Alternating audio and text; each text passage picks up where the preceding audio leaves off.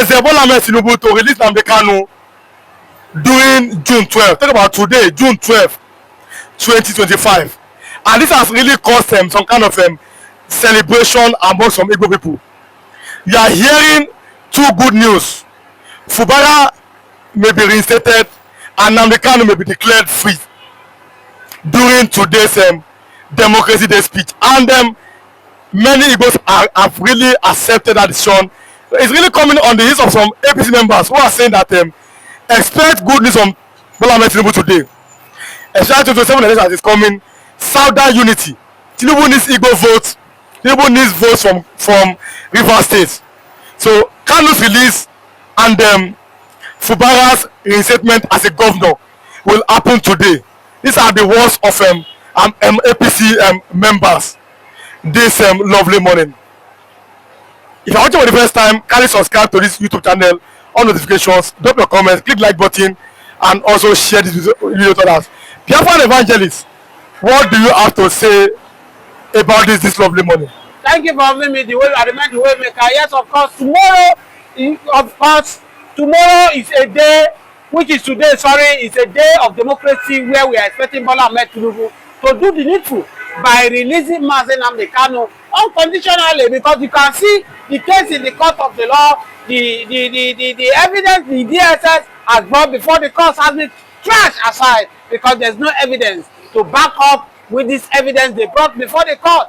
And the issue of Fubara, that Fubara will be reinstated back as a governor of River State, of course, knowing fully that many Nigerians have disappointed in Bola Ahmed Tinubu 2 years regime of his government, because many people are not expecting what Bola Ahmed Tinubu has brought to the table, in the sense that there are hunger in the land, the insecurity is ravaging everywhere. Of course, if you see that what because of what Nnamdi Kanu have been fighting for 10 years ago, that make Buhari government to unleash his anger on Nnamdi Kanu, you discover today that Nnamdi Kanu was truly lying. That's why you can see the issue of Shehu Bumi, who was part of people who is negotiating for terrorists, who are telling the federal government they should give the Boko Haram amnesty, they should give Fulani men amnesty like the way they have done to Niger Delta. Today, Saudi Arabia, which they practice in the same religion, have deported him. Because you cannot come and be carrying money from the money made from the terrorists in Nigeria and you want to come and join Mecca. People like you are not wanted. They send him back to Nigeria. So tomorrow we are expecting Bola Ahmed Tinubu to do the needful by announcing that the issue of Nnamdi Kanu should be set aside and use the power that made him the #1 to set Nnamdi Kanu free. If truly Bola Ahmed Tinubu knows that he likes the Igbos, as the Igbos have given him the chief title, they want the chief title, he should do the needful by releasing Nnamdi Kanu so that peace can come back to the southeast. But then let us look at this this other side here, because the Igbos are now saying that Democracy Day, which is today, nothing concern us here, that the democracy only work for the Yoruba people and the Fulani. But do you think that the Igbos should reconsider and accept to be part of one Nigeria? Of course, if you can see the people who are saying that democracy of today, celebration of democracy of today is only for the Yoruba, you won't blame the Igbos, because look at it. We are in this country where the Senate caucus in the House of Assembly, they call for Fred Wosu, who are part of today, June 12th, to be monetized. But the Yoruba senators and the Hausa senators, they decline it, that the man does not want of being mortalized. And we are saying that you cannot write the history of June 12 without mentioning that Wosu, who was the INEC chairman of that June 12 election. So of course you can see that directly or indirectly, Igbos have been deleted out of Nigeria. As it is, don't forget that after 1967 Biafra war, where the British brainwashed Yakubu Gowon to bring back Biafra to Nigeria. But one said no victor, no vanquish. But you and I know now that Igbos are not part of this country. They have been sidelined. They don't allow them to Igbos are not part of Nigeria. Igbos are not part of the country, in the sense that they are not allowing them to come to the corridors of power. This government is between the Yoruba and the House of Fulani, and that's why Sowore told Nigeria that there is agreement between the Yoruba and the House of Fulani that Igbo man will not rule this country. Who is the third party? Who is between the Yoruba and the House and the British? British knew that the day they allow Igbo man to rule this country, an end to British to make this country will be put to an end. That's why they will now allow Peter Obi to become the president of Nigeria. Whether we like it or not, the marginalization they have marginalized the Igbos is glaring to see that Igbos are not part of Nigeria. And that's why the show of Ayo Adebanjo will continue rest in peace. A man who saw tomorrow, and he told Nigeria that if truly you say Igbos are part of Nigeria, allow them to be a president in 2023. After Obasanjo has spent his 8 years, Osibajo spent 8 years as a vice president, it is normal that power is coming back to the south. They should consider Igbo to also play their part. As we speak now, Yorubas have disappointed us in our economy. Hausa have disappointed. They have done their best. Let's try this. Now, what can Nigeria do to make Igbos to be part of this country?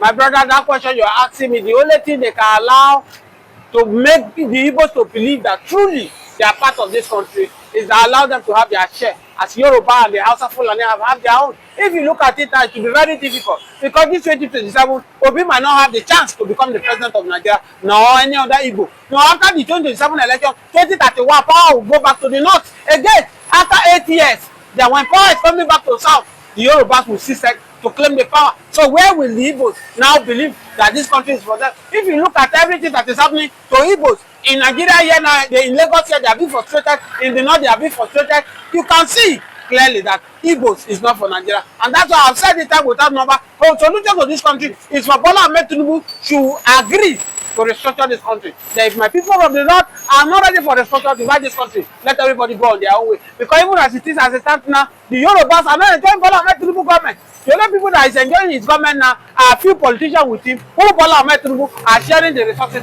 with. For the poor masses, poor men children now are suffering in the street without anything to go back for. Now, let us talk about the issue of restructuring. Is it time for restructuring? The North are saying no, we don't want restructuring. Yoruba people are saying yes, we want restructuring. The people are saying it is time, let everyone go their separate ways. What do you think is the best solution for Nigeria? So the truth of the matter is that average politicians don't want restructuring because the moment there is restructuring, they will not see a way to loot. If Nigeria were to be restructured, do you think the Yorubas will allow Bola Ahmed Tinubu to head them? They will not. It's because of this one Nigeria, the Yoruba will bring their worst, Hausa will bring their worst, people will bring their worst to come and rule.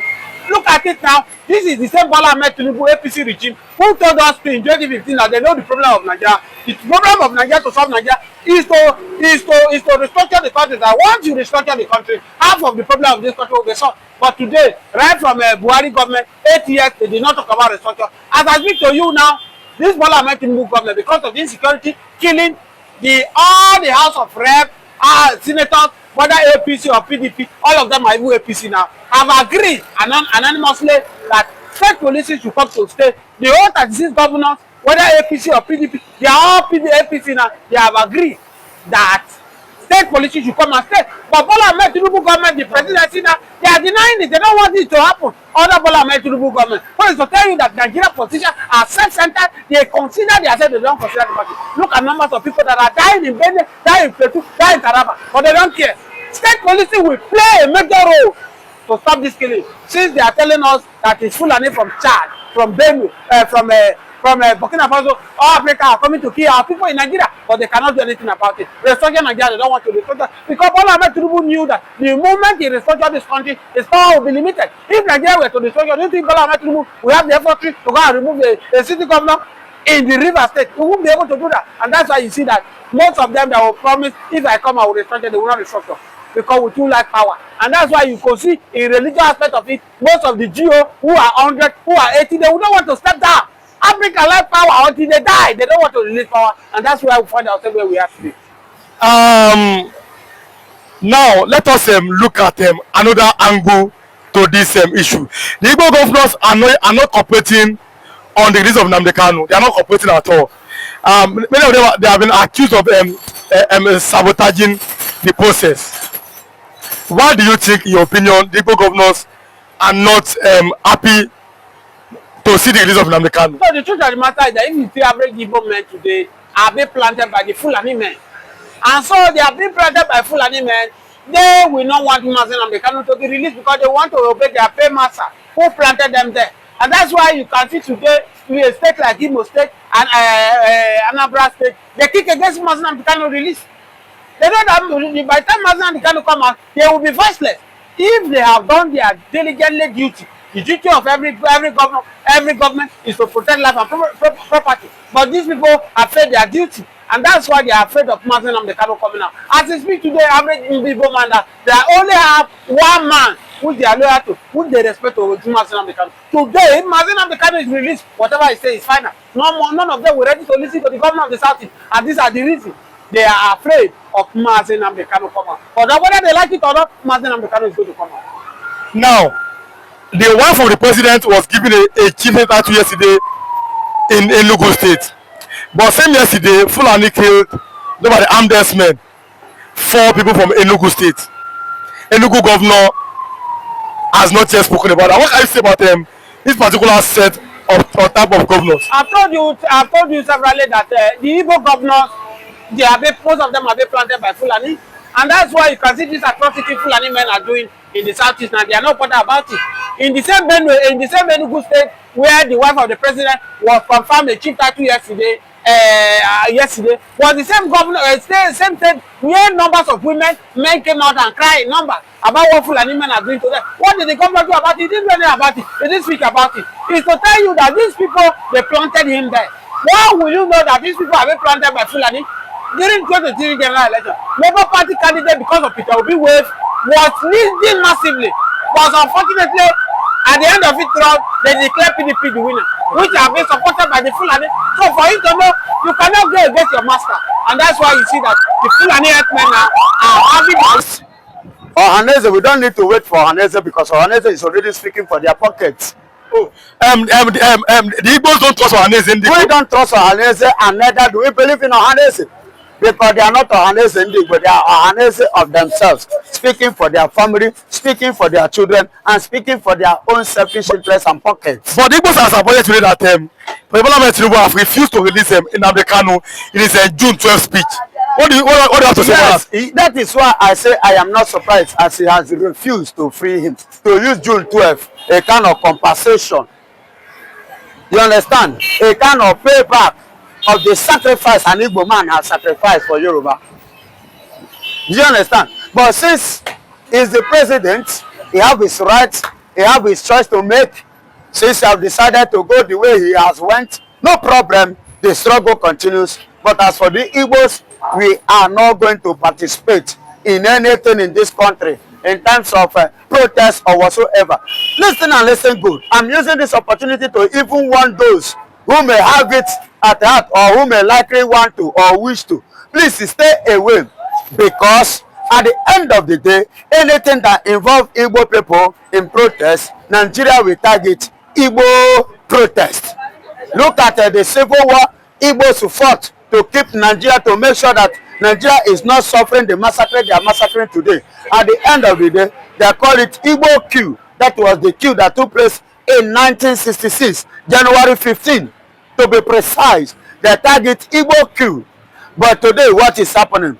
The NSAS protest, they say it was the Igbo, of which they even accused Mazen Kanu that he was the one that instigated that NSAS. So if Igbo should involve themselves again, they will target to Igbo. That is why I'm using this opportunity to tell all my brothers in diaspora all over the world, on that very day, tomorrow, this day of protest, please stay away. Make sure you stay away from the protest. Let the Yorubas go and do that protest, and let the Fulanis that put the Yoruba man go and do that protest. It is their cup of tea. Let them run it.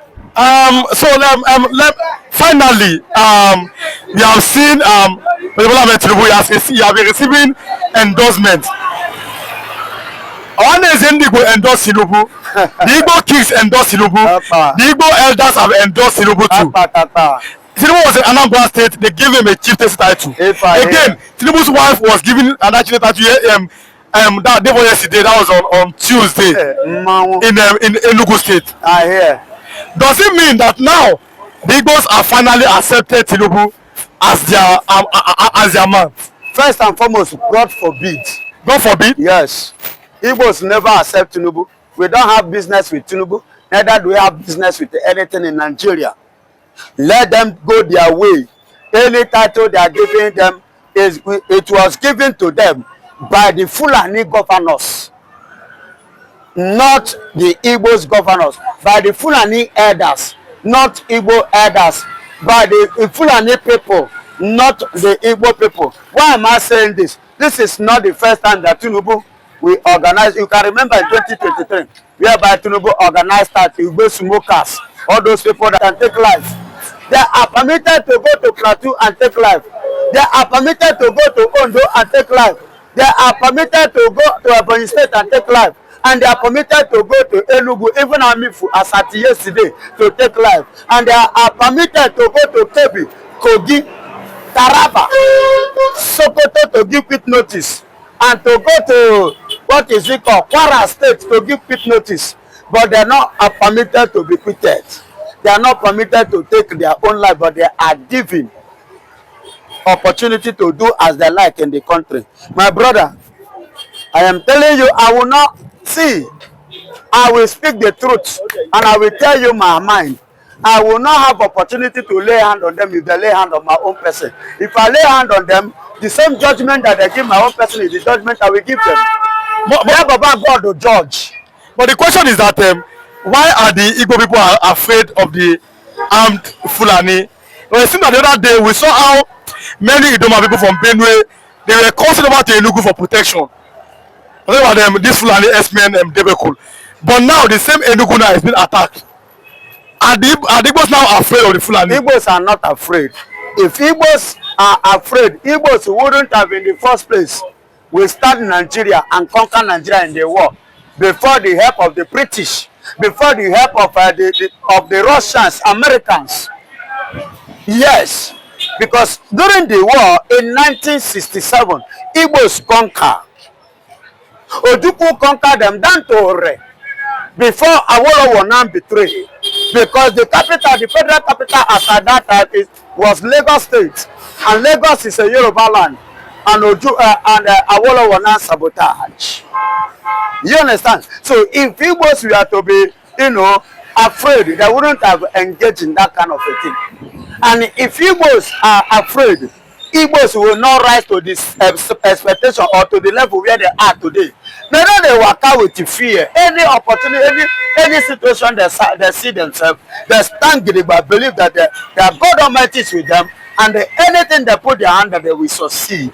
And that is why, after giving them 20 pounds, you can see where Igbos are today. Go and try to any tribe, no tribe in Nigeria, I quote and unquote, no tribe in Nigeria that will ever suffer what Igbos has gone through in this country and still stand to meet up to the level Igbos is today. No, but they are not scared. But we are here this morning at this over. Listen to me. When an outside person told Igbos that it is true that are jealous of the North, because the North are the most powerful people in Nigeria. That's what he said. What makes them powerful? I mean, what sense? I'm talking about them. He said that when it comes to power in Nigeria, you must bow to the North to become a president. What kind of power? An army. You are talking about political power. The political power you are talking about is the political of jingoism, the political of criminalism, political of money laundering, political of stealing. That is the kind of political government you are running in Nigeria. Is that the politics? They say there was a saying that Igbos are not always participating in the politics, that Igbo doesn't know how to play politics. But the Obi in 2023 came out single-handedly.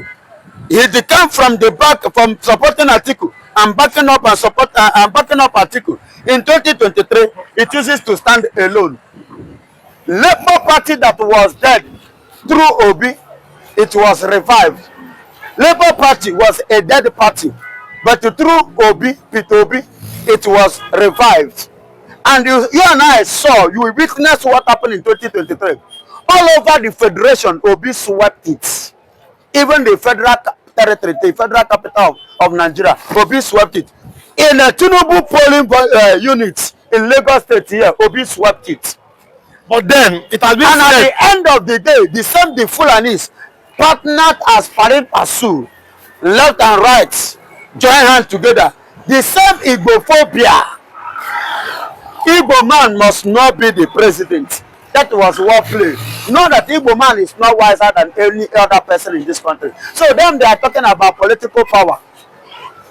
Igbos will have their own. And we are the power, the political power. We have the political strength on our own. And for your information, I want to educate some persons today. Go and check the history. Before now, Igbos remain the first people on this planet Earth to practice democracy. And how do you mean? Where is that history? In which book is that history? Go and check in the 18th centuries, before the amalgamation of Nigeria in 1914. And for your information, Biafra, that is the Igbos, are older than Nigeria with over 500 years. Are you getting it? Before the